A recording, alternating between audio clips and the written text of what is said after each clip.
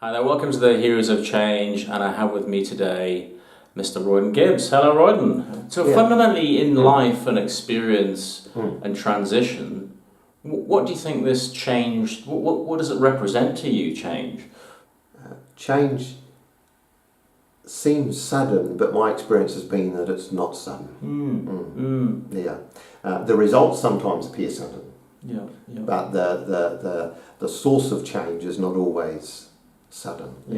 That's been my experience. It takes time to. It's a bit like climbing a hill. I guess this is the picture I see. You climb a hill and you get to the top, and your head peeks over the top of the hill, and you kind of all of a sudden you see this big vision, this new scene, which happens quite suddenly. But it only happens because you spend a lot of time climbing a hill. In its essence, life is all about growth. So if you're not growing, you're not really alive, or if things aren't growing, that's how we tell whether something's alive or not. Like, is it growing? I'm a keen gardener. I can soon tell whether something's alive in the garden because it's happening. And that's the same with us, psychologically and emotionally and career-wise or whatever it is that we're dealing with. There needs to be some life or energy happening, some growth. But sometimes that growth is quite hidden. It's not always apparent. I plant my broad beans and they sit in the soil for a wee while and nothing's going on, apparently. And here's an interesting thing, when it comes about the emotion or the feeling that goes with them, the most significant or valuable changes that have happened in my life, I would associate with the emotion of, or the feelings of surrender and relief and letting go, and a lack of tension. Does that make sense? It's kind of like those really meaningful shifts for me have come when I have surrendered and let things be, and then what's needed has popped to the surface, as opposed to a striving, driven, this must make it happen kind of stuff. Personally, my experience has been is that approach has always led not to the kind of change or growth that I wanted. We live in a world that at times I think breeds and tries to feed off an insistent sense of discontent and not enoughness. And so that can really hold us back because, I'll get that done when I'm ready or when I've got this or if those circumstances, if I had the right circumstances, when I find my passion, then I'll get on with my purpose in life. When I find my passion. So it's this constant... It's just over there, it's on the corner of the street. Or some box somewhere, they've got it hidden for me. And we trick ourselves. We think we kind of postpone things, and that's one of the issues that I think I've dealt with for myself. Coming to accept the escapism of postponement, thinking when it's right, I'll do it. And the only time that's right is actually right now. And to the extent that I put that awareness into practice for myself, and it sometimes takes me time, but when I do stop enough to kind of think, hang on, Roydon, what do you know? The only action that matters is the next one you take. Then things change and I achieve stuff. In a sense of lifestyle go-tos, it could be music or exercise. What's in your palette of go-tos? I have some real clarity about that for myself, and it's as much as about I choose it to be those things, etc. That I have. Family has become certainly significant for me, but I think an extension of that, it's that need to very proactively create, establish, maintain, sustain meaningful relationships with people. You hear about people who work somewhere all their life and then they quit their work and they feel completely lost, And I look at that situation, I don't want to move into my more senior years in that situation. So I very proactively have quite a number of different networks or communities that I'm actively participate in. I'm currently planning and designing my workshop because I know that I like working with my hands. And so just the planning it for the future is part of the keeping me engaged with my life. Does that make sense? Active. And there's a learning thing, and part of that will be learning. One of the things that someone I came across recently that made sense to me, they said, basically, Roydon, every dollar and cent that comes your way is going to come from another human being. So the most useful thing you can do is focus on the quality of your relationships. And I thought that really clicked for me. So the exchange of money is really a reflection of the quality of my relationships. Have I engaged with other human beings in a way that's been truly valuable for them? Therefore, there will be an exchange of value.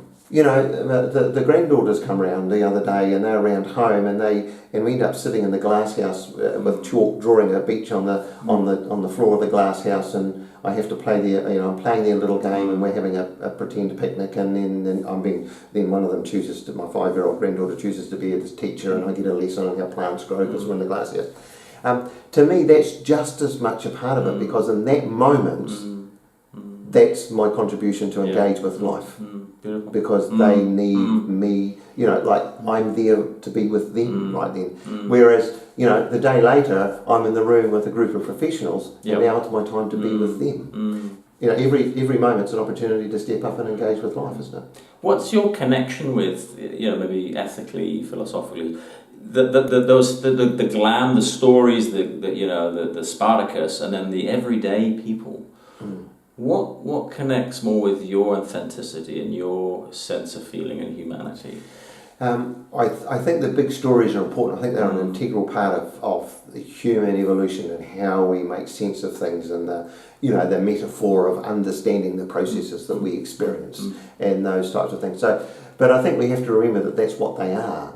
That this is our way of trying to capture the dynamic of what this process is that we all experience and stuff. And story's cool, drama's cool. We do need that. We need that expression to kind of to explode things into grandiose things, to kind of connect with some sense of awe and wonder about life. I think that's really, really important. We need to have that. But we have to see, but we have to balance that with that awareness of the fact that the great story or the great work of life is being enacted in for all of us in our own facet of the universe. Does that make sense? Yeah, so, it does, yeah. So my and I often think about, that's one of the terms I've used, and I think it's Thomas Berry who talks about this, about the great work of life. And I know for me spiritually, that's what I connect with, is the fact that I have a privilege and the awe and wonder of choosing to participate in the great work of life. I think about some situations. I know people who have had what might appear to be very quiet journeys. But I tell you what, I admire them immensely. They've got very inconspicuous journeys, but I know that they're heroes. We have to take the word me with the M and the E written in capitals, and we have to see the mirror image of it, and we have to see that the mirror image of the word me is we, and we have to recognise that we is what matters. So and so we've all got a part to play, but we're all part of this. Here's a little formula for you, Chris. I'll share, give it away for free. He's coaching? Intention, attention, action in that sequence. So I have some clarity about my intention, and that for me revolves around about 5 key facets of my life that I choose to consider important for me. And so I have clarity about what those 5 areas of my life that my intention is. So for example, my intention is to be a loving and present family man. That's an intention. I want to be a serene and prosperous earner. So that's an intention. Nice. So with those clarity of intention, then it gives me clarity about what to pay attention to. So that calibrates my attention, which means that, for example, when my granddaughters turn up and they say, "Pop, come in the glass house and play with this," because I have the intention to be a present and loving family man, that reminds me to I need to pay attention to them because I chose that intention.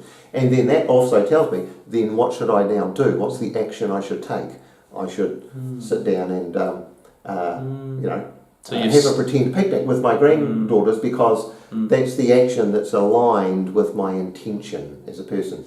with regards to the future? Anything you want to achieve or well, it'll be around all of those 5 intentions. Okay. Yeah. So certainly the family stuff. There's some key things. One of the key ones in the family at the moment has been my 18-year-old son, and making sure that he could get to the end of his final year of secondary school, which he's achieved, and the next focus for him will be helping him to get established to set up his work life. So there's some key actions and goals around that to how to make that happen.